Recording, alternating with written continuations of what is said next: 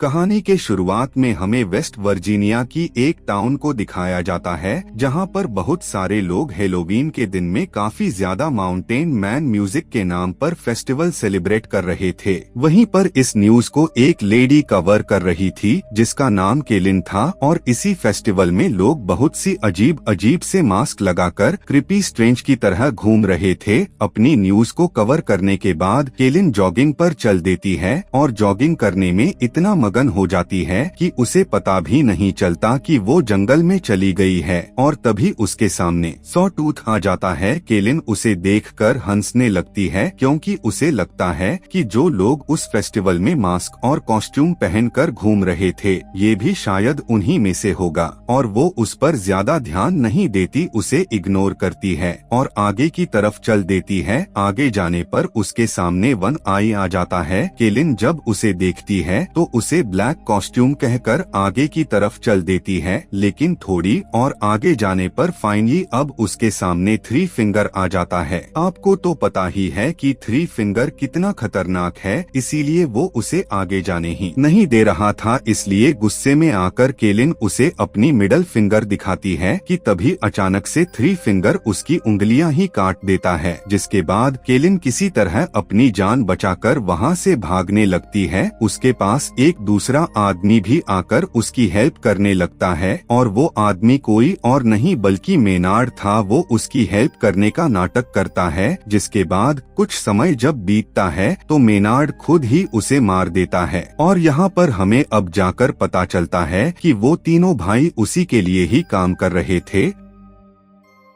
और वो तीनों भाई इस कहानी के पिछले पार्ट में उस सेनेटोरियम से निकलकर अब मेनार्ड को मिल ही गए। ये तीनों उसी के साथ साथ रहकर उसी के लिए ही काम करते हैं क्योंकि मेनार्ड भी उन्हीं के जैसा एक सीरियल किलर ही है और वो भी इंसानों को मारने के बाद उसे उन्हीं के साथ खा जाता है। अब यहाँ से जो इनका प्लान था वही करते हैं, यानी कि केलिन की बॉडी को अपने घर पर ले जाकर काटना शुरू कर देते हैं। लेकिन कुछ देर के बाद हम देखते हैं कि मेनार्ड तीनों को काफी डांटने लगता है, उन पर गुस्सा करने लगता है क्योंकि वे तीनों सही से सबूतों को ठिकाने नहीं लगाते थे और वे तीनों मेनार्ड से काफी ज्यादा डर कर ही रहते थे। अब यहाँ से सीन शिफ्ट होता है और एक कार में हमें 5 कॉलेज स्टूडेंट्स को दिखाए जाते हैं और ये सभी भी उसी माउंटेन मैन म्यूजिक फेस्टिवल में जा रहे थे। लेकिन तभी हम देखते हैं कि जानबूझकर मेनार्ड उनकी कार के आगे आ जाता है और उसे बचाने के चक्कर में उनकी गाड़ी काफी दर्दनाक तरीके से जाकर एक पेड़ से टकराती है और मेनार्ड उन्हें दिखाने के लिए ऐसा नाटक करता है कि जैसे कि वो सच में उनकी गाड़ी से टकरा गया हो। लेकिन उन्हीं फ्रेंड्स में से जिसका नाम बिली था, जो खुद गाड़ी को चला रहा था, उसे पूरा यकीन था कि उसकी कार उसे बिल्कुल भी टच नहीं किया था। लेकिन जैसे ही बिली उसे चेक करने के लिए उसके पास जाता है वो फौरन उस पर चाकू से अटैक कर देता है। यह देखते हुए वो तीनों फ्रेंड्स मिलकर उसे काफी बुरी तरह से मारने लगते हैं और यह सब कुछ दूर से वे तीनों भाई भी देख रहे थे। अभी यहाँ से ये तीनों भाई उन पर अटैक करने ही वाले थे कि तभी पुलिस ऑफिसर्स शेरिफ एंजिला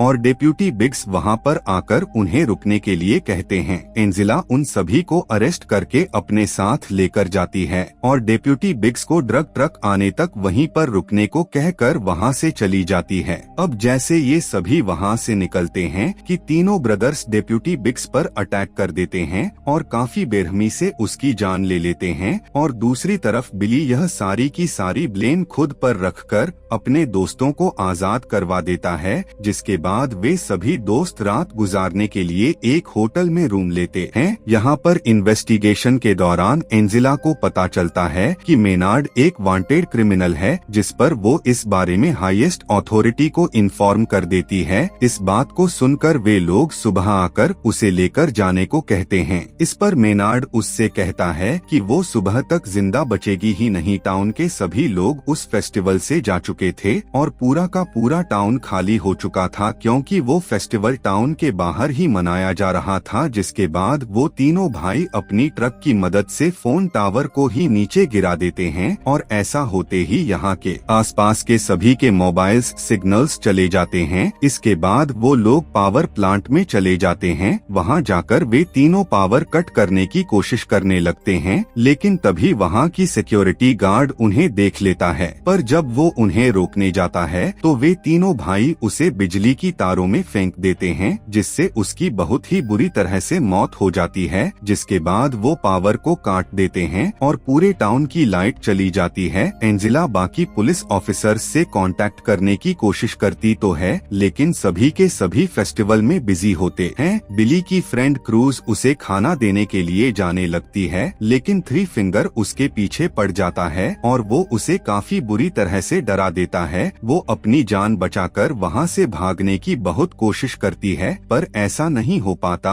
और थ्री फिंगर उसे पकड़कर मार देता है। कि तभी वहीं पर हम देखते हैं कि उन्हीं फ्रेंड्स में से जूलियन कहीं जा रहा होता है। रास्ते में ही थ्री फिंगर क्रूज को काट कर खा रहा था, लेकिन जूलियन का नजर उस पर नहीं पड़ती और वो अनजाने में वहाँ से निकल जाता है। जूलियन पुलिस स्टेशन पहुँचता है। तब बिली अपने दूसरे दोस्त क्रूज के बारे में पूछने लगता है कि तभी उसकी बात सुनकर जूलियन उससे कहता है कि क्रूज तो तुम्हारे ही पास आने के लिए निकली थी। यहाँ पर हम लेटा को देखते हैं जो सावर लेने के लिए पीछे जाती है और तभी सॉ टूथ उन्हीं के फ्रेंड में से एक को, जिसका नाम ग्रस होता है, उसे पकड़ कर ले जाते हैं। आवाज सुनकर लेटा बाहर आती है कि तभी वन आई उस पर भी अटैक कर देता है। किसी तरह से बहुत मुश्किल से वह अपनी जान को बचाकर भाग जाती है। पुलिस स्टेशन के दरवाजे पर कोई नॉक करता है। बिली को लगता है कि शायद क्रूज ही होगी। जब एंजेला चेक करती है तब वहाँ पर क्रूज ना होकर उसका हस्बैंड होता है, जो उसके लिए खाना लेकर आया था। वो उसे खाना देकर फौरन वहाँ से चला जाता है। वो तीनों भाई ग्रस को बांध देते हैं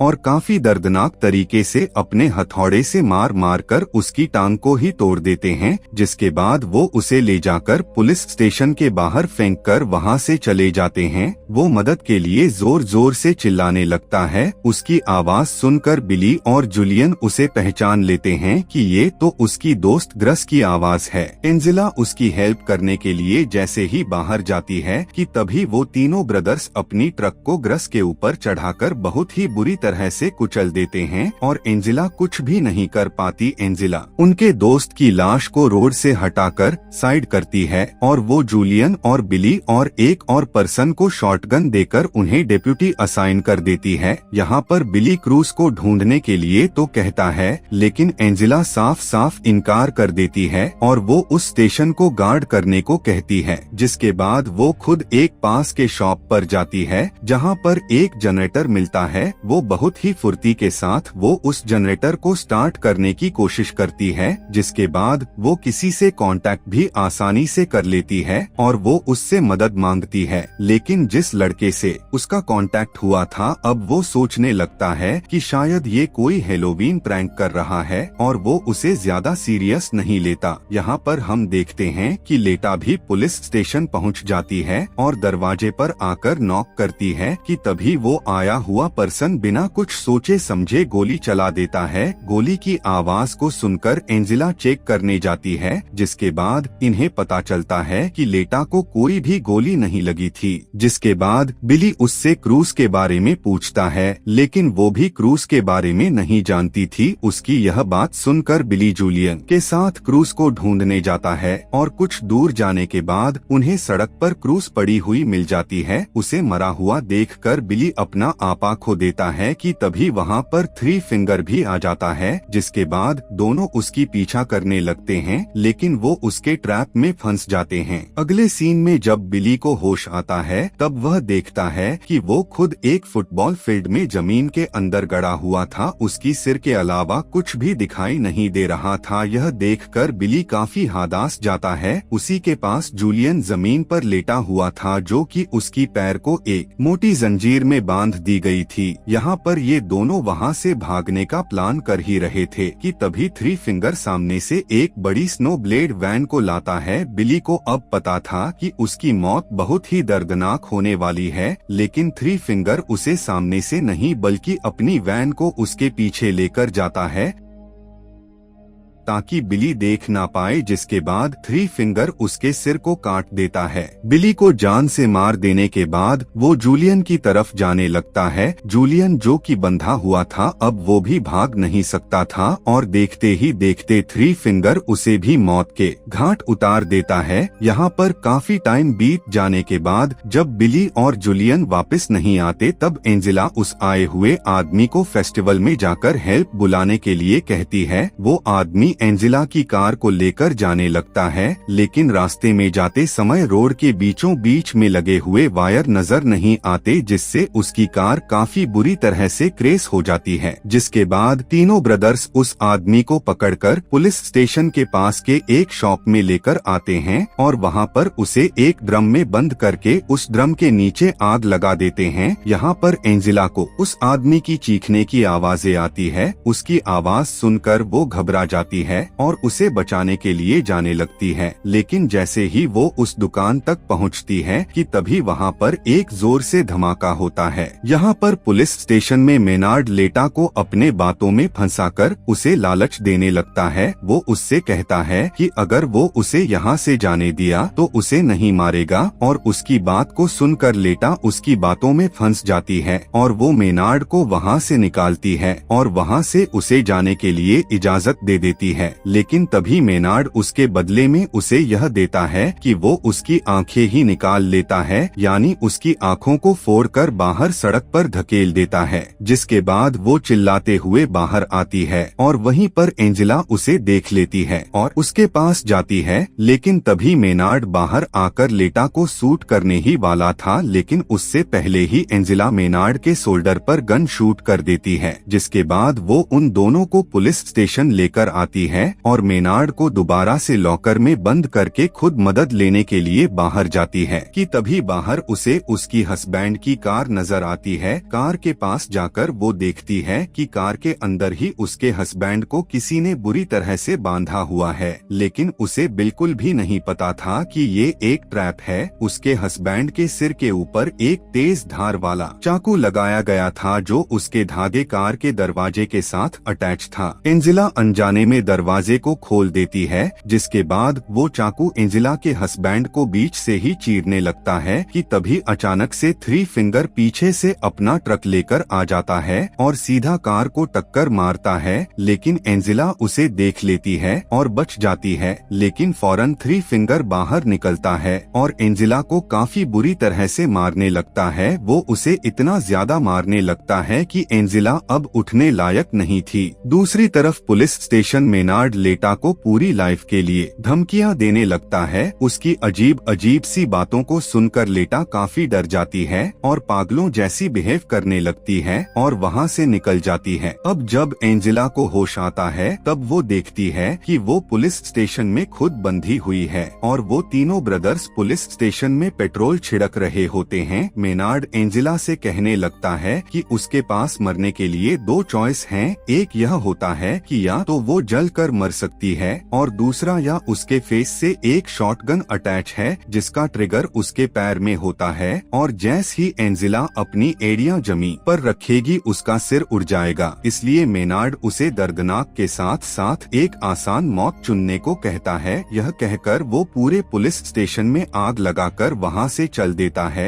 और जैसे ही बाहर आकर मेनार्ड अपने वैन में बैठता है तभी अंदर से उसे गन की आवाज आती है और वो समझ जाता है कि एंजेला ने आसान मौत को ही चुना है। यहाँ पर लेटा को देखते हैं जो चलते चलते एक रोड तक चली गई थी कि तभी उसे एक गाड़ी की आवाज सुनाई देती है और वो उससे हेल्प मांगने लगती है, लेकिन यह वैन किसी और का नहीं बल्कि मेनार्ड का ही था। थ्री फिंगर उसके पास आकर उसे अपने साथ लेकर जाता है और अंदर मेनार्ड लेटा को वेलकम कहता है, जिसे सुनकर लेटा रोने लगती है। जिसके बाद वो उसे अपने साथ लेकर जाने लगते हैं और इसी के साथ यह कहानी यहीं पर खत्म हो जाती है। अगर आप इसके आगे की कहानी या इसका अगला पार्ट देखना चाहते हैं तो कमेंट में पार्ट 6 लिखना ना भूले। Thanks for watching.